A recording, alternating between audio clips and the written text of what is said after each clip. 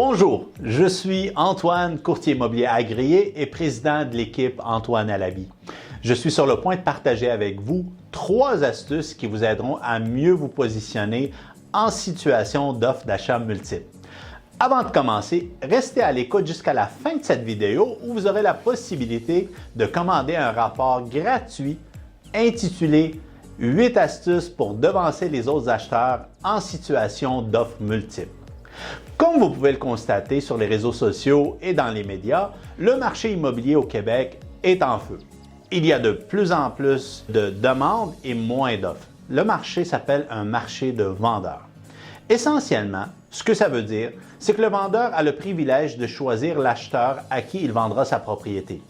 Bien sûr, en fonction du meilleur prix et les meilleures conditions, et en cas d'offre équivalente, son choix sera influencé par les acheteurs sympathiques et un courtier professionnel.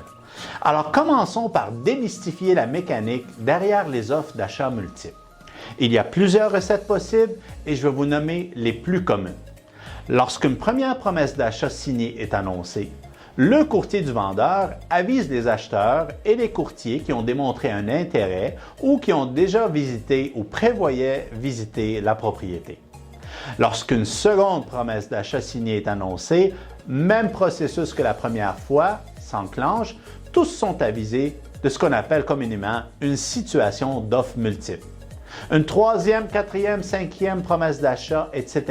Alors c'est idem, tout le monde est avisé. Alors comment se déroule la négociation dans le cadre d'offres multiples? Il est évident qu'une personne seule négocie de façon différente et lorsque plusieurs acheteurs souhaitent mettre la main sur la même propriété, certains appellent cette situation « vente aux enchères », ce qui n'est bien évidemment pas le cas, vu que le contenu des promesses d'achat et le prix ne sont pas révélés aux courtiers et acheteurs. C'est strictement confidentiel. Il existe des perceptions parfois erronées relativement aux offres multiples. Alors voici quelques faits importants. D'abord, le vendeur n'est pas dans l'obligation d'accepter ni la première promesse d'achat reçue, ni la plus généreuse, ni aucune promesse d'achat qui lui sont soumises. Il s'agit simplement d'une invitation à soumettre de telles offres. Également, chaque promesse d'achat est unique. Par le montant offert, le montant de la mise de fonds, que ce soit avec financement ou achat au comptant, les délais demandés pour le financement et l'inspection, ainsi que d'autres demandes particulières formulées par les acheteurs. Il est donc faux de considérer que seul le prix dictera la décision du vendeur. Suite à la réception de toutes les offres, le vendeur décidera de la suite des choses. Par exemple, accepter la promesse d'achat la plus avantageuse ou faire une contre-proposition à un ou plusieurs acheteurs. Plus souvent qu'autrement, dans cette situation, en réalisant qu'ils sont devenus plusieurs à compétitionner, certains acheteurs pourront demander une bonification avant acceptation en espérant devancer les autres acheteurs.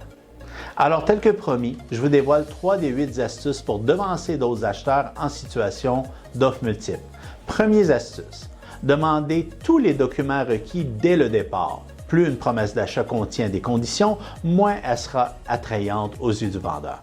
Bien souvent, ces informations sont publiées par le courtier dans la section accessible au courtier ou bien il pourra vous les envoyer en l'espace de quelques minutes. Ça vous évitera d'entrer dans un processus de négociation inutile si les documents ne répondent pas à vos attentes. Astuce numéro 2.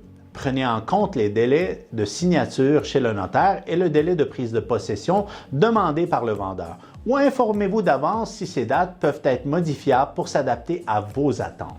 De plus, si le vendeur demande un délai précis entre la signature de l'acte de vente et la date d'occupation, tenez-en compte également car il est possible qu'il soit en train de jongler avec une vente et un rachat.